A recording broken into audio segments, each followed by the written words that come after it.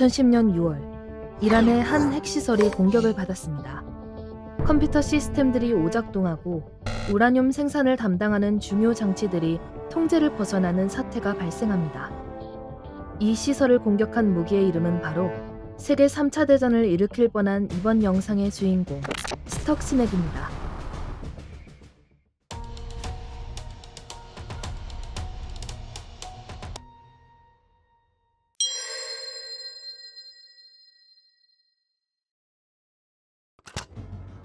(2000년대) 초, 이란은 핵기술을 전기 생산, 의료, 농업 등의 평화적 목적으로 사용하며 자국기술 독립을 추구하기 시작했습니다.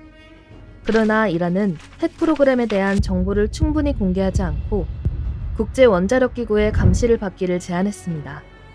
이에 따라 국제사회는 이란의 핵 프로그램에 대해 불신을 가지고 제재를 가하게 되었습니다. 하지만 결국 2002년, 이란은 나탄즈의 핵시설을 완성하여 세상에 공개하게 됩니다. 이 시설은 원심분리기를 사용하여 핵무기의 주재료인 우라늄을 농축하는 곳이었습니다. 이 과정을 통해 2011년 3월쯤이면 이란은 핵무기 개발에 필요한 우라늄을 충분히 얻을 수 있을 것으로 판단되어 있었습니다. 그로 인해 2005년, 미국과 이스라엘은 이란의 위험 요소로 여겨진 핵시설을 견제하기 위해 은밀한 작전을 시작합니다. Operation Olympic Games.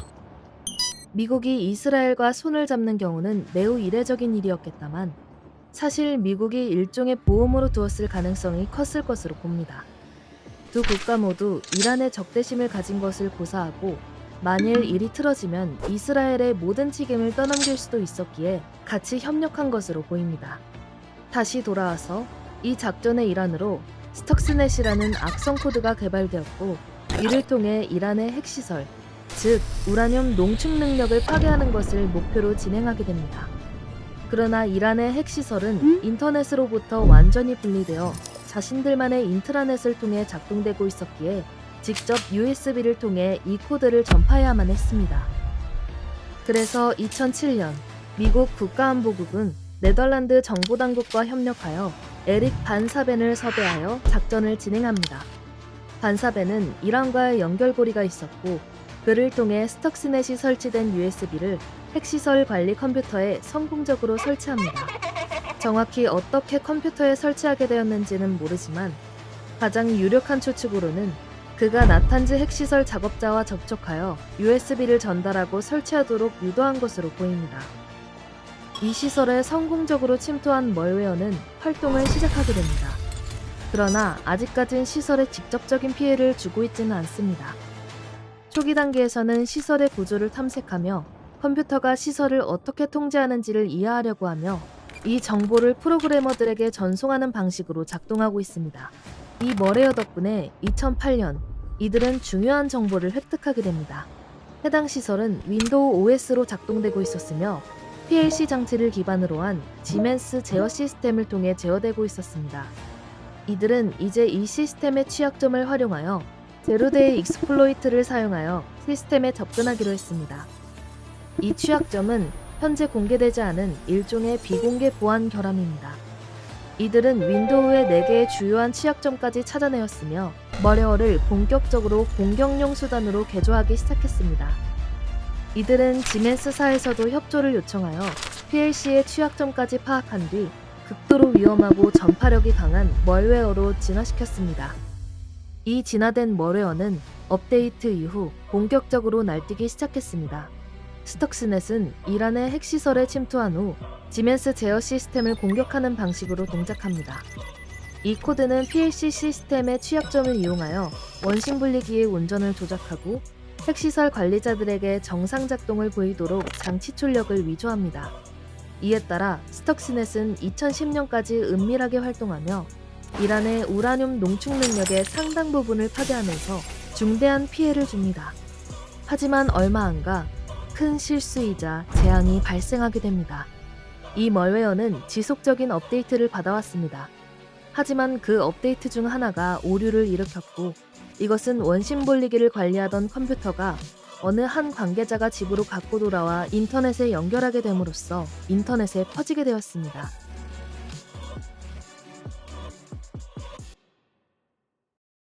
스턱시넷은 오직 나탄즈 핵시설을 공격해야 했으나 이 오류로 인해 전파되는 모든 장치들을 감염시키기 시작했습니다.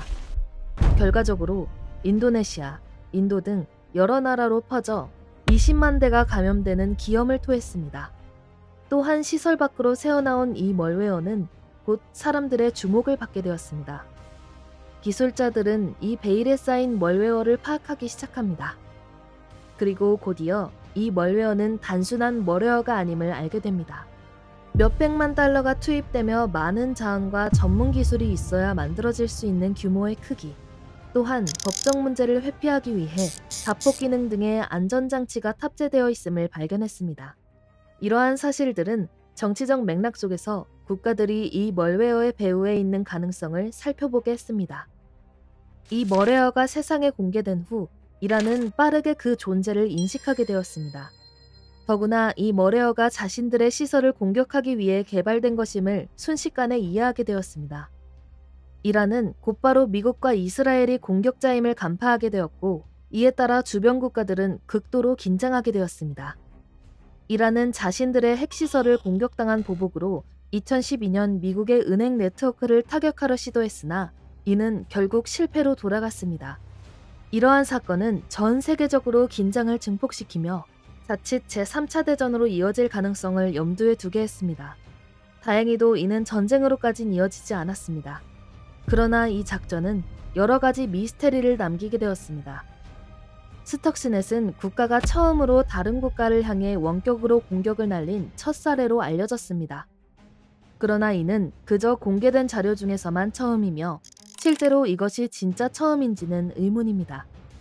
2015년 카스퍼스키의 스턱시넷 코드 분석을 통한 연구 결과에 따르면 이는 해커 그룹 중 하나인 이퀘이션 그룹과의 연관성이 크다고 판단되었습니다. 그리고 얼마 안가 2017년 섀도우 브로커라는 집단이 이퀘이션 그룹의 2013년 데이터 탈취를 하였을 때 미국은 스턱시넷뿐만 아니라 다른 사이버 무기도 개발 중이었다는 것을 알게 됨으로써 지금 이 순간에도 어느 특정 시설이 사이버 공격을 당하고 있을 가능성을 열었습니다.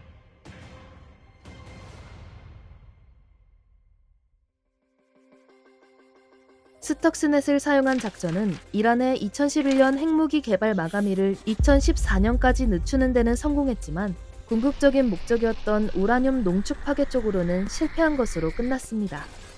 결론적으로 지금의 이란은 핵무기를 개발할 수 있을 정도로 많은 우라늄을 가지고 있기 때문이죠. 또한 이 작전은 이란의 경제적 자제 및 암살 등의 작전이 포함되어 있었기에 어찌 보면 스턱시넷 프로젝트는 큰 작전의 작은 부품에 불과했다고도 볼 수 있습니다. 이 스턱시넷은 이후에도 몇 가지 일화가 존재합니다. 로이터 통신의 보도에 따르면 미국은 이 멀웨어의 변형을 사용하여 북한을 공격하려는 시도가 있었으나 북한의 극도로 비밀스럽고 고립된 환경으로 인해 핵시설에 도입하는 것을 실패로 돌아갔다고 합니다. 게다가 이 멀웨어 프로젝트는 매우 큰 관심과 동시에 극비로 진행되었기에 조지 워싱턴 부시와 버락 오바마 같은 최고위급 간부들을 제외한 대부분의 사람들이 이 프로젝트를 완전히 이해하지 못했을 것으로 보입니다. 심지어 네덜란드 정보당국조차도 에릭 반사벤에게 임무를 하달할 때 정확히 자신들이 어떤 임무에 속해 있는지 몰랐을 가능성이 크다고 합니다. 이에 따라 현재까지도 이 스턱시넷과 관련된 대부분의 내용은 추측 및 극소수의 사실로만 이루어진 채 기밀로 둘러싸여 있습니다. 여러분은 이 한편의 영화 같은 현실에 대해 어떻게 생각하시나요? 댓글로 여러분들의 생각을 적어주시길 바라며 이번 영상 마치겠습니다. 저는 앞으로도 이러한 흥미로운 내용들을 소개할 예정입니다. 그렇기에 구독과 좋아요로 제가 더욱 재밌는 이야기들과 흥미로운 사실들을 알아올 수 있게 도와주세요. 시청해주셔서 감사합니다.